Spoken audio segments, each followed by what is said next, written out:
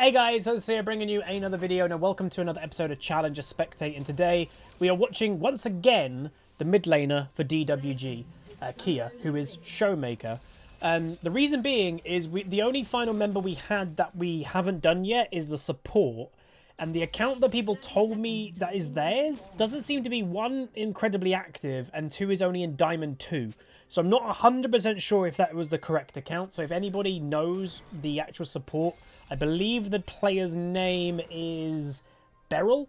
If you know what account they have on the US, can you just put it in the comment section, and then I can do an episode of the support as well. But we're watching ShowMaker again, who is currently rank, I believe, 2 on EU West. And the funny thing is rank 1 is Canyon. So the jungler of DWG Kia has actually become rank 1 on EU West, and the mid laner ShowMaker is now rank 2. And me recording this, that is correct. So quite impressive that they can be out here only for a few weeks and to take the 1 and 2 slot away while they're in a tournament. Obviously, it's worth knowing, you know, they're not on fresh accounts. They are on pre-existing account, not pre-existing. They're on not fresh MMR accounts. So the way that Riot does it, if they're giving a pro an account, they will basically start them from even Diamond 1 MMR or even higher. So after their placement games, they're straight away in high Diamond 1 or even Master by then. So it's where it differs a little bit technically. So we're watching Jayce. So the reason why Jayce interests me is ShowMaker has been spamming Jayce. Obviously was spamming Sylas at the beginning of the climb, but Sylas has become a very big ban in the game, especially the high rating you go. So I just presume Sylas is always banned, so you can't play it. And Jayce interests me because I don't actually know how strong Jayce is currently. And if you know the history of my channel, Jayce was the champion that I used a lot to get to Master a couple years ago. I did predominantly play Jayce more top than mid. I wasn't opposed to Jayce mid, it's just at the time I was a top main, so that's where I played Jayce. This video is kind of a question of like, is Jayce back? Because it does interest me. If one of the best players is playing it, they must be playing it for a reason. And obviously it does mean sometimes good players can get more out of a champion. Like ShowMaker is going to be a much better Jayce than I am. So maybe Jayce isn't that good, but just ShowMaker is such a good player, he can make it work. But this game should give us an example of just to see, can, you know, does it look like Jayce is just strong, or is it ShowMaker doing outplay? And so far, nothing fancy. I'd say this is just generic Jayce play. Oh my god! Okay, generic Jayce play my butt. That was nuts. So much crazy aggro and aggression. And then to do the auto flash in front of the minion, to then do the instant Q to not give Twisted Fate any time to react. That was nice. So that isn't typical Jayce play. And yes, that is the top laner. That is the Darius top lane roaming to mid to try and, I guess, stop the Jayce. Look at Twisted Fate trying so hard to stop the base from the Jayce to have some type of lane pressure. Not going to happen. Jayce walks far enough back to not give vision and is now going to TP all the way back to mid. But that was just lovely play from Jayce. Like, again, what impresses me as players, as I've always said, you know, it's sometimes cool to see like a main or a one trick pull something off cool, but you know, okay, they know that champion inside and out. To me, it's even more impressive when a pro or a challenger player is like, he's not a Jayce main. You know, ShowMaker doesn't main anything. He plays what is good in the meta, and for just them to jump on basically any champion and do that is, to me, so cool. And that, you know, basically pros are the ultimate version of me. Like, that's the way that I've always said. A pro, generally, in solo queue at least, can jump on any role and probably do completely fine. That is me in, like, mid to low diamond for any role. Pros are, like, challenger level in every role. Like, if you look at the match history, a lot of the challenger players, the pro level players at least, not just solo queue players, yeah, they don't just have a match history of just playing mid. They don't just have a match history of just playing jungle. They actually play a lot of the roles, you know? And they do well. It's not like, oh, if ShowMaker's in jungle, he's gonna suck. No, he still does pretty damn good in challenger.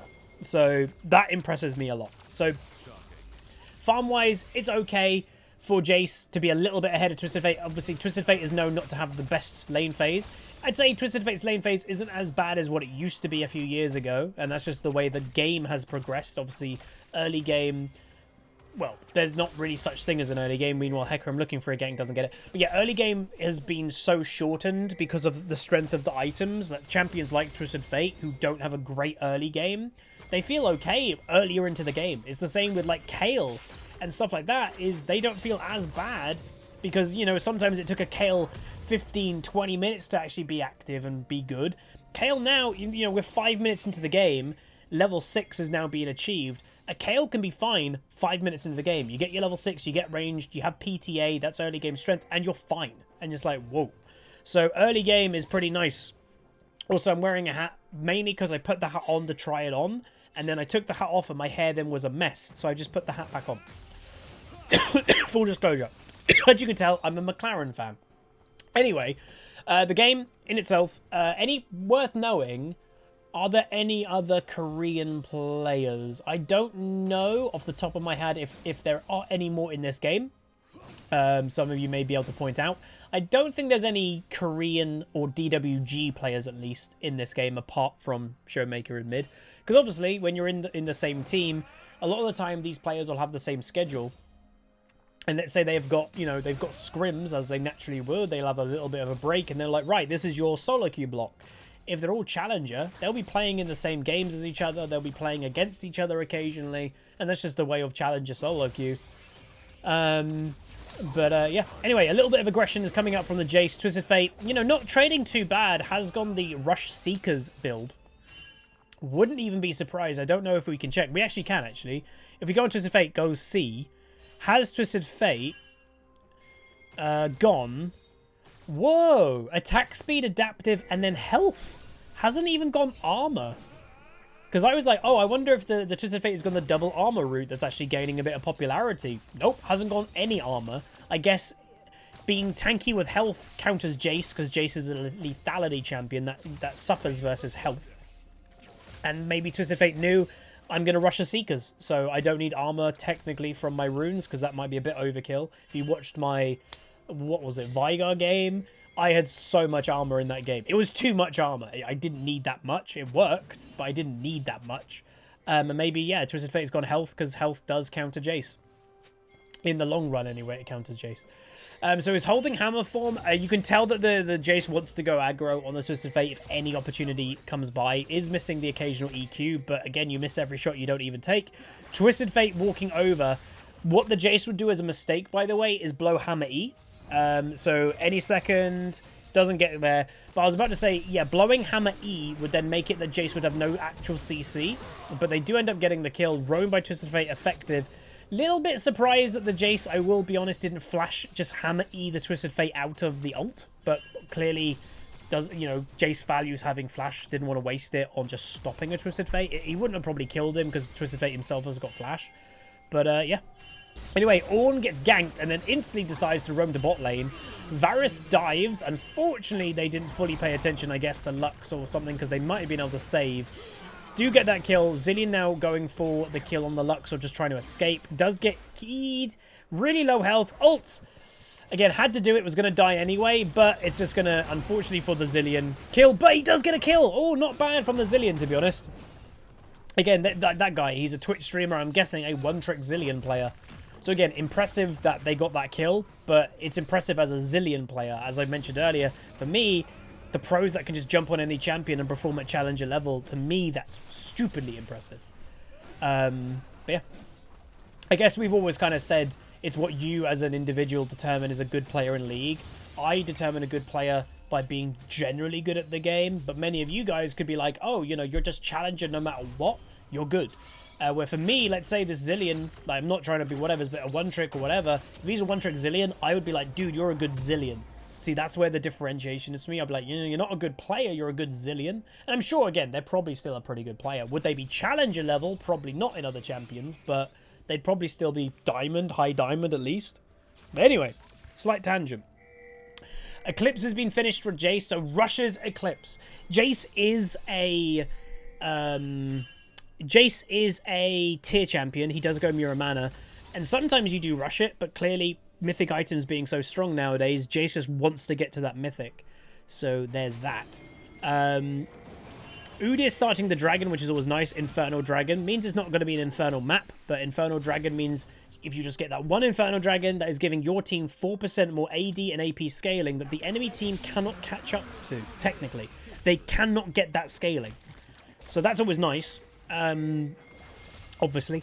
And Hecarim, once again, Hecarim's looked for a couple ganks on this Jayce. None of them have fully worked. Does go for the play. Enemy team looking very aggro for this.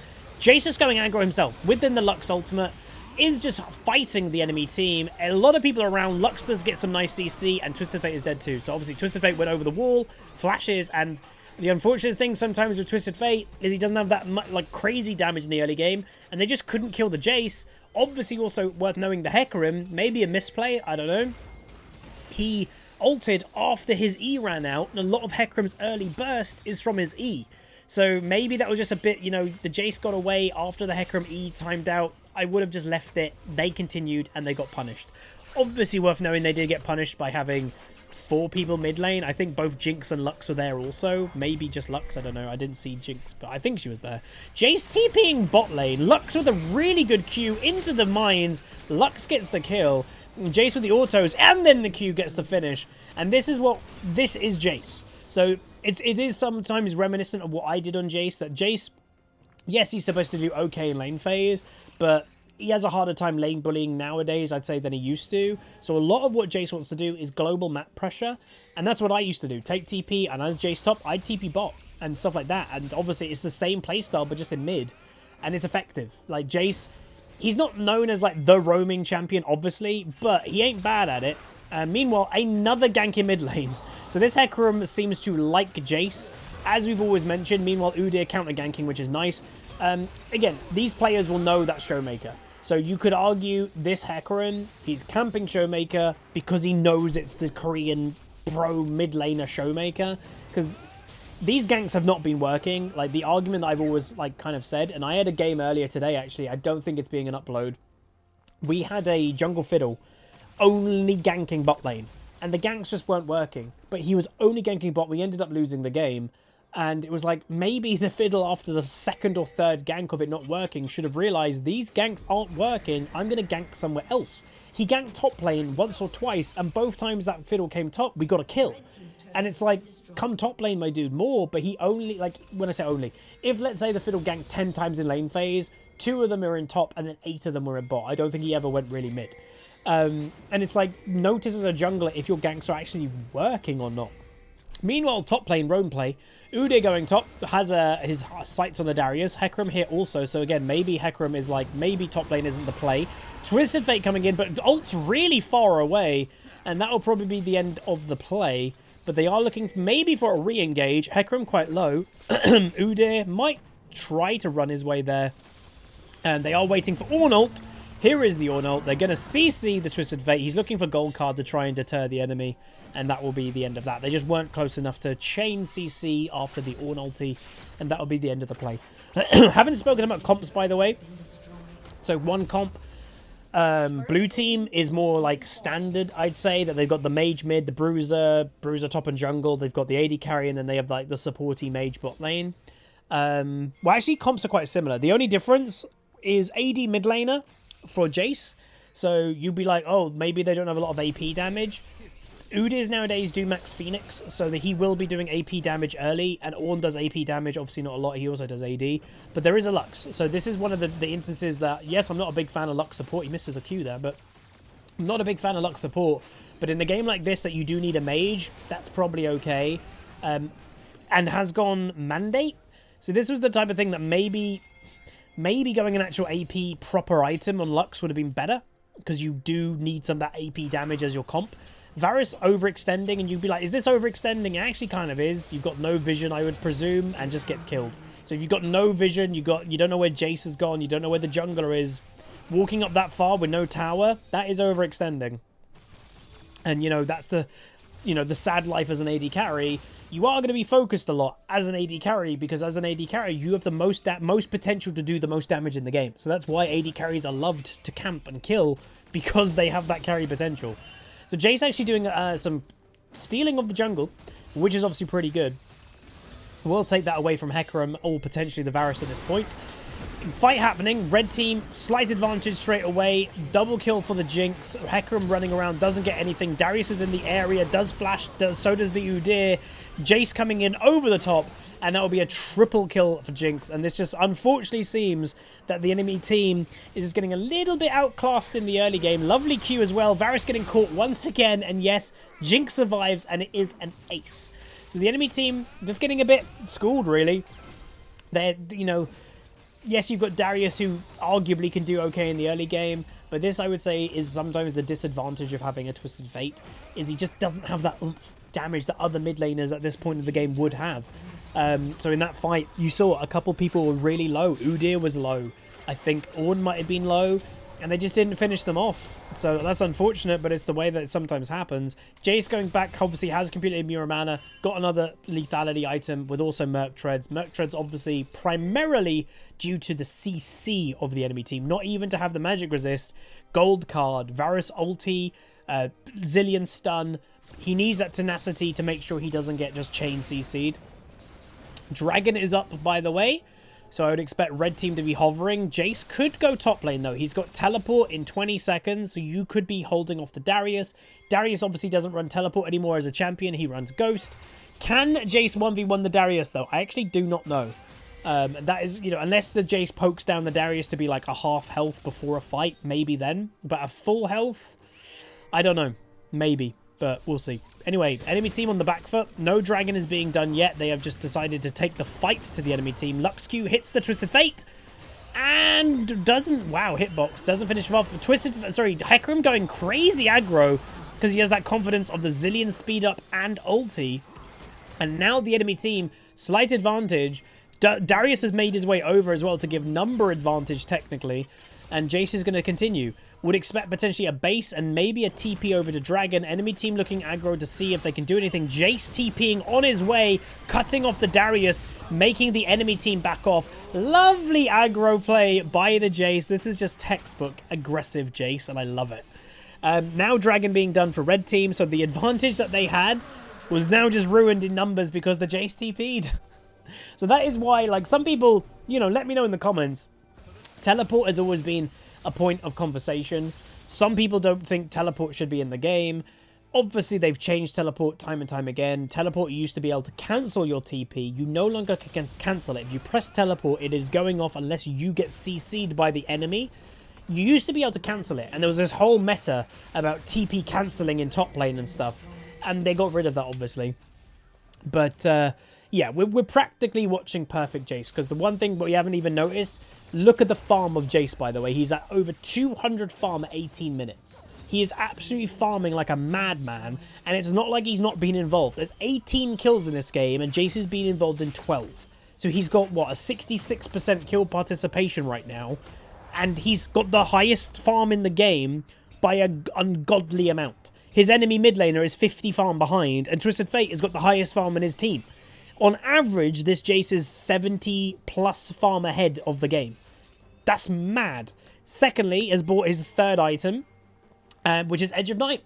So even though we spoke about earlier that the Merc Treads are there to counter the CC, what's even better than stopping a gold card in the first place? Well, then you've got a spell shield that usually the first thing you're going to get hit by is a Twisted Fate gold card. Well, now you won't because you've got Edge of Night. Rift Herald now being started from the Jayce. Will he actually go for it or not? Yeah, well, he's... Again, so that... What we just saw there, by the way, is what I call a nudge play in League of Legends. Jayce has no interest in doing that himself, but he wants it done. He wants his team to do it. All right, I'll start it, make you guys do it, and I'm going to move on to do something else. I'm going to go farm more. But he gets his team to do Rift Herald. It's a nudge play. You know, you can do little things like that to kind of make your team do things, like, you know, starting a dragon and stuff. Meanwhile, enemy team go aggressive. Twisted Fate ultimate comes down. Jayce going aggro on the Zillion. Look at that Q damage. Twisted Fate gets stunned. Ornn is here as well. Jayce with a couple auto attacks does finish off the kill. Unfortunately, a 1 and 5 Twisted Fate. Reminding people, we are in Challenger here, and this is a relative stomp. I always like to show that because so many people who are average at the game, silver or gold, they believe that in ELO heaven, people call it, because they think they're in ELO hell. Oh, stomps don't happen in Challenger, or people don't feed in Challenger. Yes, they do. There's no such thing as ELO hell. There's no such thing as ELO heaven. It's just solo queue. That's just the way that it is. Good games happen, bad games happen. And this is an example of a challenger Korean pro, DWG Kia ShowMaker. Currently 706 as Jayce continuing the fight though. Now another kill, 8 kills, auto attacks in with high aggression. Twisted Fate gonna survive a little bit, maybe not the whole way. We'll see if he goes down. Lux ulti doesn't complete it. Jinx though, flash autos, does get the kill in the end. And the game is looking to be ended around the 20-minute mark. Udyr having fun with 3 players, will survive just... Nope, does go down. And the enemy team will lose out the game. So there you go. Crazy game. Perfect aggression of Jayce play. Like, the initial... Like, the most impressive play to me was the initial first blood. Like, when he killed Twisted Fate for the first time, the auto into then the flash Q. That was such a nice play that the Twisted Fate had no time to react to it. It was just perfect. And that was just really good to see. So, is Jayce back? Yeah, maybe. If you can play Jayce really well, you can win lane phase, be aggressive, have global pressure, yeah, he's back. If you don't win lane, you'll regret picking Jayce. That's the problem with the champion. He's kind of like a Renekton type effect, but probably worse, because at least Renekton can be tanky and like have that kind of pressure in a team fight. Jayce, if you get behind, you're not tanky and then you don't do any damage. So he is a very reliant champion on getting ahead early. But that's going to be it. If you guys enjoyed this video, please do throw a like on the video. Let me know what you think down below. You know, subscribe, ding the bell and all that stuff. And I'll see you guys next time. Goodbye.